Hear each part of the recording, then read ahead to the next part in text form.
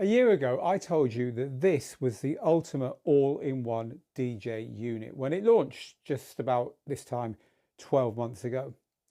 So, was I right?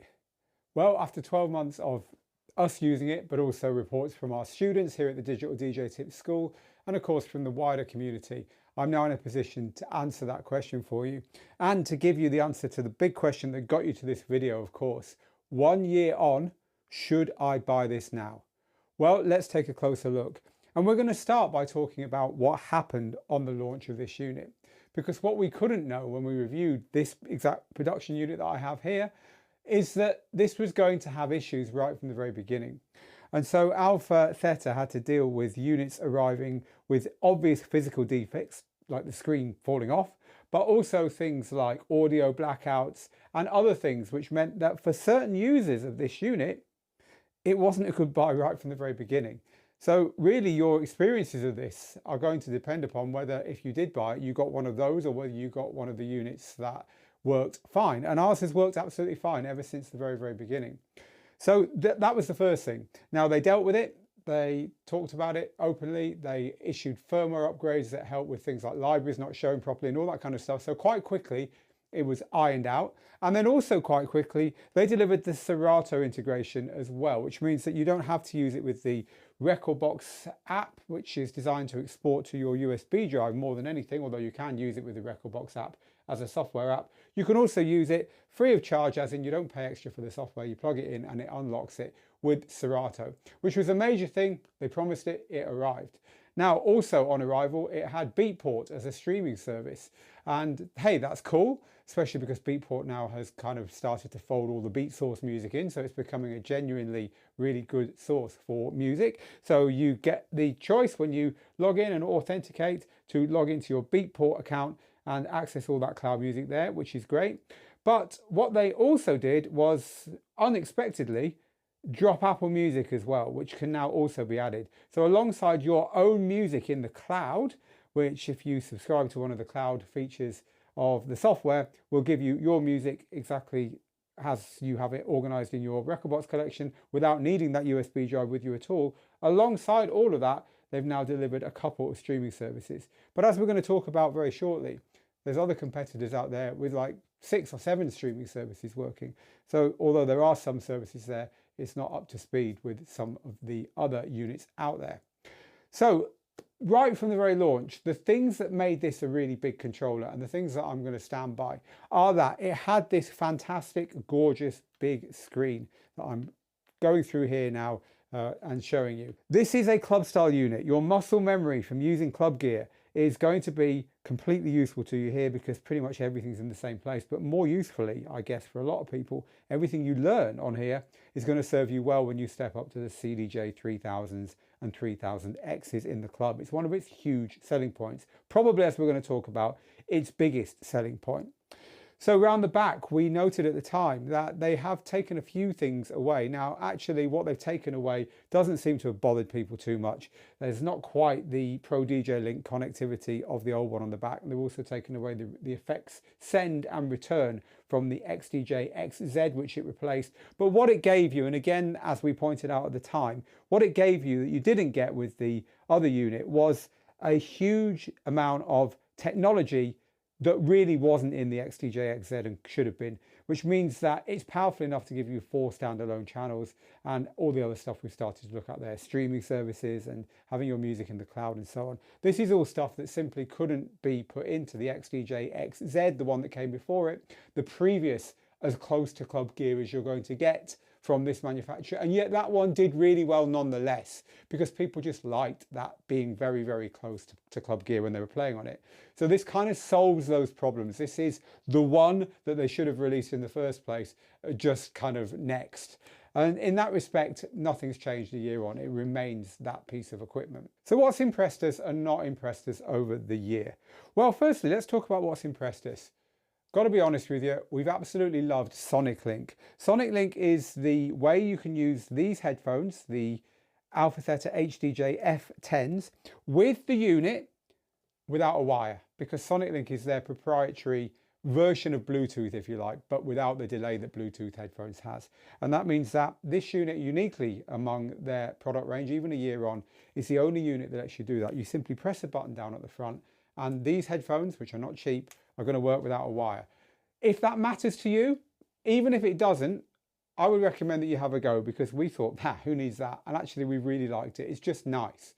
And so, hey, that's one thing that we've liked. We've liked the touch preview, which means that you can listen to tracks without actually fully getting them ready to play, which is just nice. I mean, it's not the first unit it's been on, but we did like that. We thought that was a good addition here. We also, and this is again not something that was new, but it is something you don't get on competitors. We love this. We love having the EQ over the master output, because this unit here is designed maybe more so than club gear. In fact, definitely more so than club gear, to be used maybe plugged directly into a PA system. And being able to EQ for a PA that maybe you haven't got control over, or to be able to alter the EQ, for instance, pushing the bass up a bit as the venue fills up, is a really, really nice addition. We did enjoy having this on here. Now, interestingly, one of the things we weren't so sure about after playing with it for a little while was the new 4-deck capability. I'll tell you why. The problem is, on the screen, you can only have 2 stacked waveforms. And so you're not getting the full 4-deck experience that you might otherwise have if you could have all 4 waveforms showing up here. You've got 4-deck up here, which you can select, but the 4 decks is only talking about the little bit at the bottom here. It's not talking about the main waveforms. And so combining that with the fact that, look, you haven't got 4 physical decks, of course, it's good to have 4-deck playback, but not really something that many DJs use a lot of the time. And let's be honest, most of us don't use decks 3 and 4. These are our 2 decks. But also, if you do try and do it, it is a bit fiddly. Now, that's by design. It's never going to be any different. But this bit here is something that the Prime 4 Plus, which is its biggest competitor, certainly does better than this. However, a lot of people use the extra decks as part of an overall creative workstation, plugging extra stuff in around the back. And that's the important thing. It's being able to plug your record decks and other items in around the back to kind of make this the center of your DJing hub, if you like, the center of your DJing life. And so in that instance, it's not really a big drawback, but worth pointing out. However, also worth pointing out is this does lack features which are not going to come. I'm going to tell you now, they're not going to introduce a sampler that you can trigger from down here. They're not going to introduce stems. I'm pretty sure they're not going to introduce stems. 2 features, which again, the Prime 4 Plus, which is its biggest competitor, has.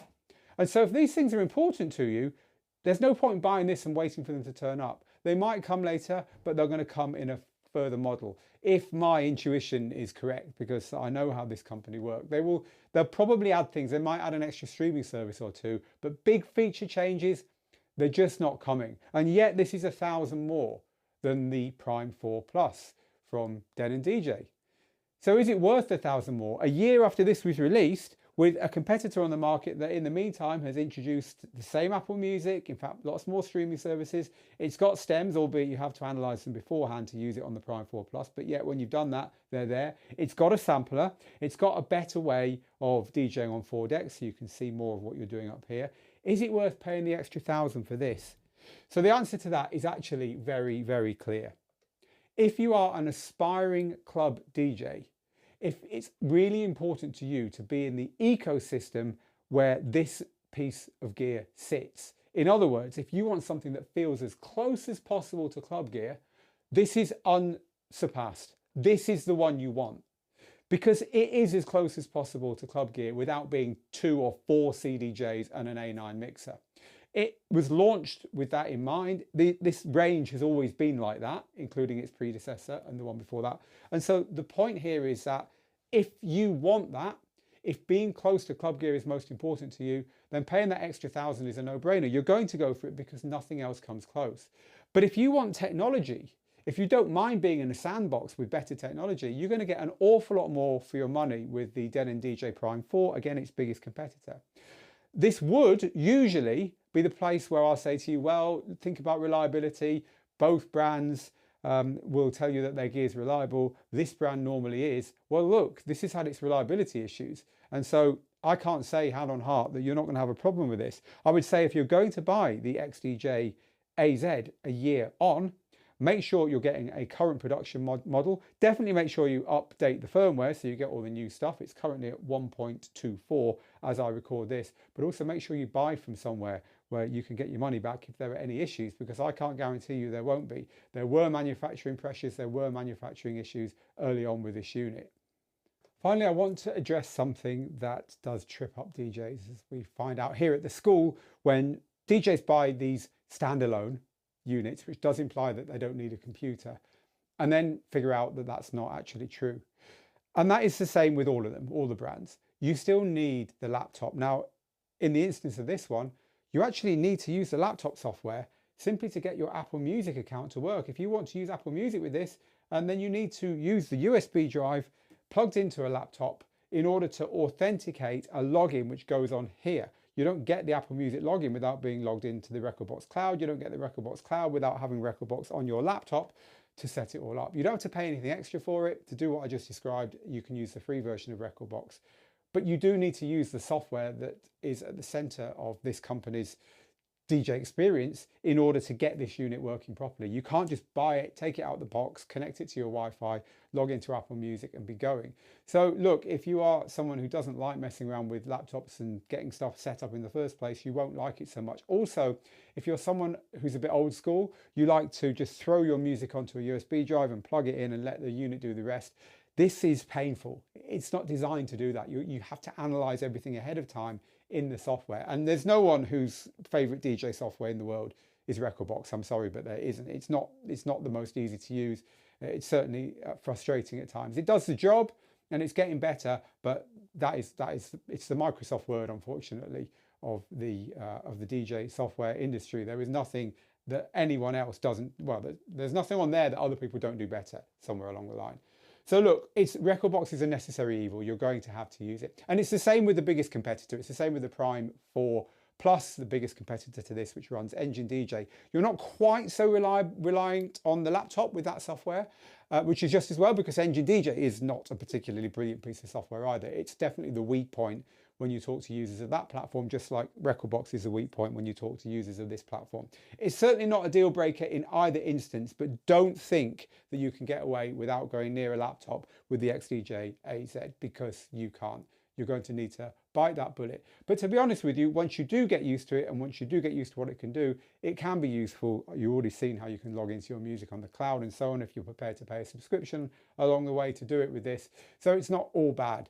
Just be aware of that, especially as is always the case with the latest major update that's had its hiccups and so on, as they've hit rekordbox 7 point whatever it got to, I can't remember. Okay, that's it then. Summary. Yes, if club standard, if being close to what club gear is like is what's most important to you, you probably already know that this unit here is a no-brainer. If not, you're going to get a lot more for your money with the competitors. That's how it was at launch, how it is now, and that's what's changed in the meantime. I hope this is useful, but if you have any more questions about the XDJ-AZ a year on, as always, we're here to help. Do ask underneath, whether you're a student of the school or not. I'd love to help you. Till next time, get good, get out there and make the moments. Bye for now.